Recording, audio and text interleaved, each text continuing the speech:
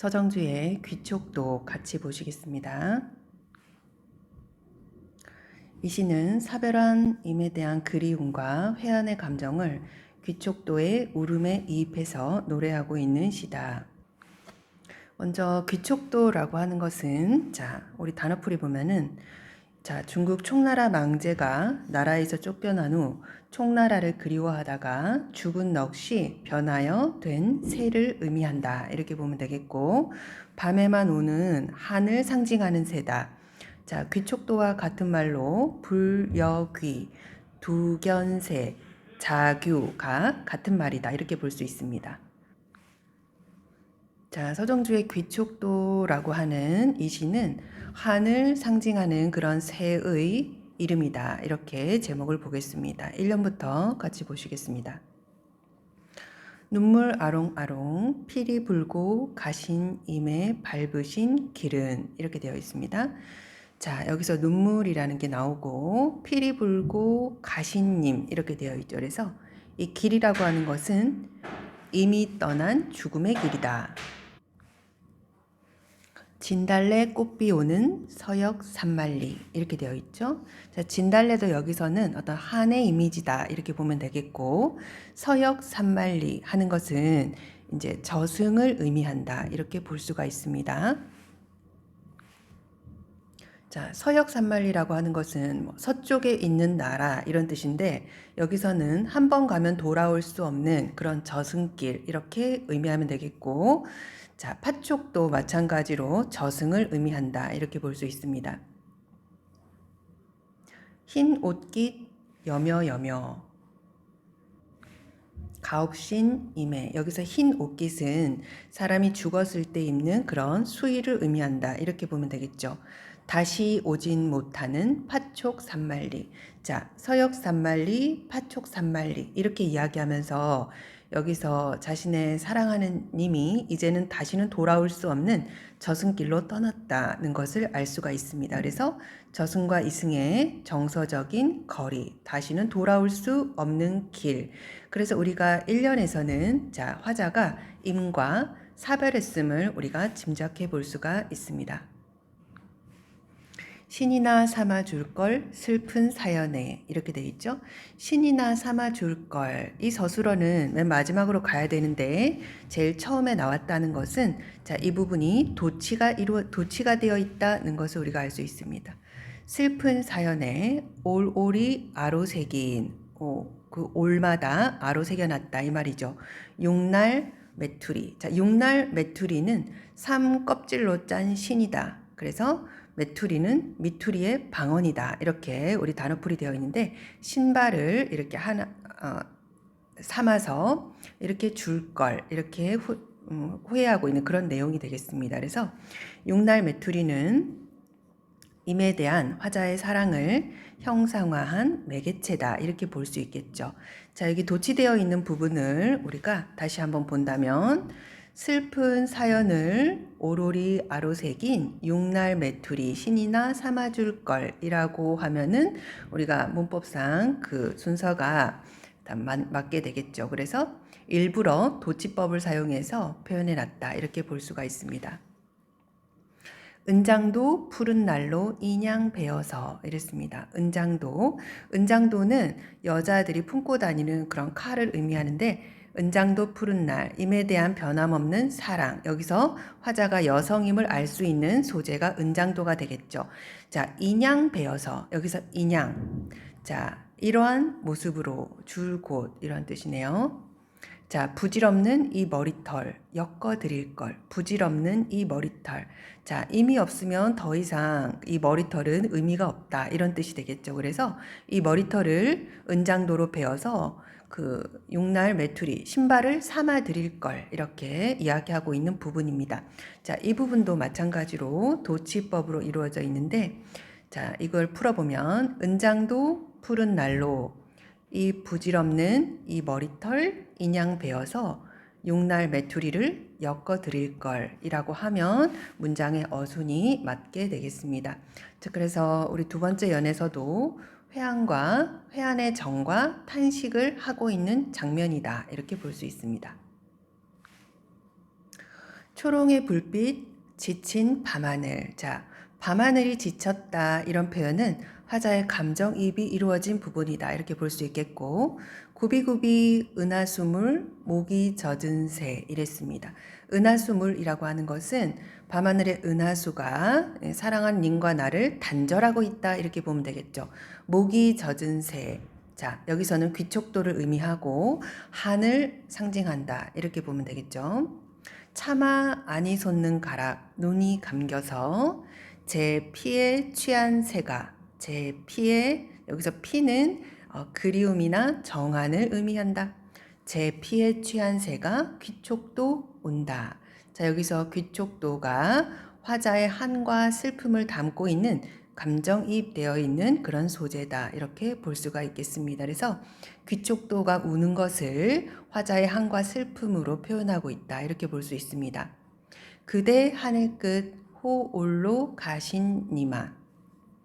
하늘 끝은 마찬가지로 저승을 의미한다 이렇게 볼 수가 있겠고, 호올로 이렇게 시적 허용을 통해서 임의 죽음에 대한 안타까움과 그리움을 강조하고 있다. 그래서 마지막 3년에서도 임에 대한 한없는 그리움을 나타낸다 이렇게 볼 수가 있습니다.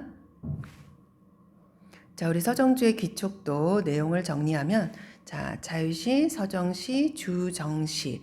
주정시는 무슨 뜻이냐면 정서를 강조한다 이렇게 보면 되겠죠. 정서 위주의 시다 이렇게 보면 되겠고, 자, 전통적이고 동양적인 성격을 느낄 수가 있다.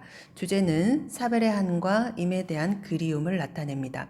시의 특징과 표현 1번, 삼음보의 전통적인 율격과 7호조의 음소율을 기본으로 하고 있다. 자, 우리가 예를 들어서 한번 보겠습니다. 신이나 삼아줄 걸 슬픈 사연에 이렇게 하면 우리가 7, 5조 이렇게 되겠죠. 그래서 글자 수를 7자, 5자 이렇게 쓰고 음보로 나누면 하나, 둘, 셋, 삼음보. 그래서 7호조, 삼음보의 율격을 느낄 수가 있다. 두 번째, 귀촉도 설화와의 접목과 감정이입을 통해서 화자의 애틋한 슬픔과 그리움의 정서를 표출하고 있습니다. 자, 화자는 임과 사별한 여인으로 우리가 생각해 볼 수가 있겠고, 시적 상황은, 자, 죽은 임을 그리워함 이렇게 정리하면 되겠습니다. 정서 태도는 그리움과 회한이다. 문제 2번, 여인에게 이것은 자신의 존재를 확인하는 소중한 것이다. 이 시의 화자는 이미 떠난 길에 이것을 베어서 용날 메투리를 만들어 드리지 못한 것을 후회하고 있다. 즉, 화자는 이미 살아있을 적에 임에 대한 자신의 사랑이 부족했음을 안타까워하며 탄식하고 있다. 이것은 무엇일까요? 라고 했을 때, 자, 우리는, 이렇게 머리털이라고 정리하면 되겠죠. 문제 3번, 이 시에서 화자의 슬픈 감정이 이입된 시어 삼음절이라고 하면 우리가 귀촉도 이렇게 정리해주면 되겠습니다. 우리 그 다음에 나와 있는 서정주시 꽃밭의 독백, 자, 사소단장 이렇게 되어 있죠. 자, 이 시는 사소설화를 모티브로 해서 인간의 유한성 그리고 한계를 뛰어넘어서 영원의 세계를 지향하는 화자의 열망, 구도의 정신을 노래하고 있는 시다 이렇게 우리가 이래 볼 수가 있습니다. 자, 사소는 신라 시조 박혁거서의 어머니다 이렇게 보면 되겠죠. 처녀로 잉태하여 산으로 신선 수행을 간 일이 있는데 이 글은 그 떠나기 전에 그의 집 꽃밭에서의 독백을 의미합니다. 자, 단장이라고 하는 것은 자, 한 체계로 묶지 아니하고 몇 줄씩 산문체로 토막을 지어 적은 글이다. 완전한 체제를 이루지 못한 단편, 짧은 글을 의미하겠죠. 시인 자신의 시에 대한 겸손한 표현이다. 이렇게 보겠습니다. 자, 이 시에서는 세모와 네모를 가지고 시어를 구분을 지어 놨습니다. 여기서 세모가 의미하는 것이 이상 세계를 열망하는 화자가 이미 경험한 존재, 현실 세계에서만 가치 있는 유의를 의미한다. 이렇게 보면 되겠고, 자, 네모가 의미하는 것은 유한과 무한의 경계면, 현상과 본질, 이승과 저승, 인간과 우주, 현실과 초월적 세계 사이의 경계를 의미한다. 이렇게 우리가 세모와 네모로 구분해 가면서 우리가 시를 이해해 보도록 하겠습니다. 노래가 낫기는 그중 나아도. 자, 노래라고 하면 세모하면 되겠죠? 구름까지 갔다간 되돌아오고. 자, 구름은 네모해 보겠습니다. 자, 현실 세계에서 우리가 경험한 것은 노래가 되겠고, 저 하늘에서 있는 것은 구름이 되겠죠. 이상 세계. 내 발굽을 쳐 달려간 말은 말 세모 해보겠습니다. 바닷가에가 멎어버렸다. 자, 바닷가에서 멎어버렸다 이렇게 표현하고 있습니다.